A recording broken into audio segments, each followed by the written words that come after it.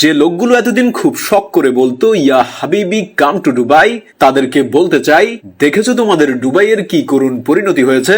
একটা জিনিস সব সময় মনে রাখবেন, মহান আল্লাহ তাআলা সবকিছুরই একটা সীমা নির্ধারণ করে রেখেছেন। দুবাইয়ের এখন যা পরিণতি হয়েছে তা দেখে মনে হচ্ছে না যে এটা সেই ব্যবসা বাণিজ্যের শহর দুবাই। একে দেখে মনে হচ্ছে এটি কোনো এক গরিব শহর যেখানে আল্লাহ সুবহানাল্লাহ তাআলার গজব নাজিল হয়েছে। আল্লাহ সুবহানাল্লাহ তাআলা তার বান্দাদের বারবার সুযোগ দেন যেন তারা তাদের ভুল সংশোধন করে রবের পথে ফিরে আসে, কিন্তু সেই সুযোগের বাঁধ যখন ভেঙে যায়, মানুষ তারপরও যখন পরিবর্তন হয় না, তখন আল্লাহ তাআলা তাদের উপর আযাব নাজিল করেন। মহান আল্লাহ তাআলা এবার যেন দুবাইবাসীকে সেই হযরত নূহ আলাইহিস সালামের আমলের প্রলয়কারী প্রাকৃতিক দুর্যোগের ছোট্ট এক নমুনা দেখিয়ে দিলেন। তোমরা দেখো, এটা আল্লাহর আযাব, তোমরা চাইলেও এই আযাব থেকে নিজেদের মুক্ত করতে পারবে না, এই আযাবকে রুখতে পারবে না। এই দুর্যোগ দুবাইবাসীর জন্য কিয়ামত থেকে কম নয়। এই দুর্যোগে নিজেদের জীবন বাঁচানোর জন্য দুবাইবাসী কত কিছুই না করেছে।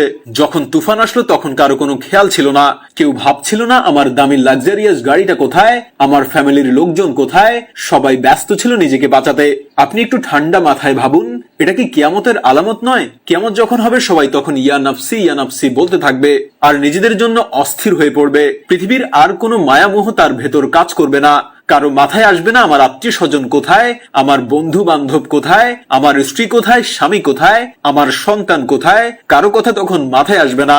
নিউজের ভিডিওগুলোর মাধ্যমে আপনি দুবাইয়ের এই করুণ পরিণতি তো নিজ চোখেই দেখলেন। ঠিক এমন পরিণতির কথাই মহান আল্লাহ তাআলা পবিত্র কোরআনের সূরা আস-সাজদা আয়াত 31-এ ইরশাদ করেছেন, যা শুনলে আপনিও শিহরিত হবেন। মহান আল্লাহ তাআলাই বলেছেন, তিনি বড় আযাবের আগে এমন ছোট ছোট আযাবের অনেক নিদর্শন দেখাবেন। আল্লাহ তাআলা এমনটা করবেন যেন এগুলো দেখে তার বান্দাদের শিক্ষা হয় এবং তার বান্দারা যেন শিক্ষা নিয়ে রবের পথে ফিরে আসতে পারে। কয়েকদিন আগে 90% মুসলিমের এই দেশে মন্দির স্থাপন করা হয়েছে। এই ভূখণ্ডে সেই মন্দিরের কোনো অস্তিত্ব ছিল না কোনো কালে, কিন্তু দুবাইবাসী তারপরও এখানে মন্দির স্থাপন করেছে। আর মন্দির স্থাপনের পরপরই কিন্তু এখানে এই প্রলয়কারী প্রাকৃতিক দুর্যোগ দেখা দিল। দুবাইয়ের ইতিহাসে বিগত 75 বছরের মধ্যে সবচেয়ে বেশি বৃষ্টিপাত হলো।